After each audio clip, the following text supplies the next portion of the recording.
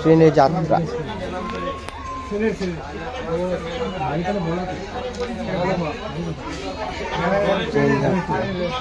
ট্রেনে করে বল্লায় মন্দিরে যাওয়া।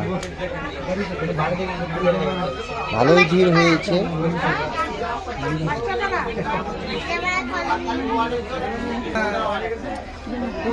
কেমন চলছে? নিয়ে যাওয়া হচ্ছে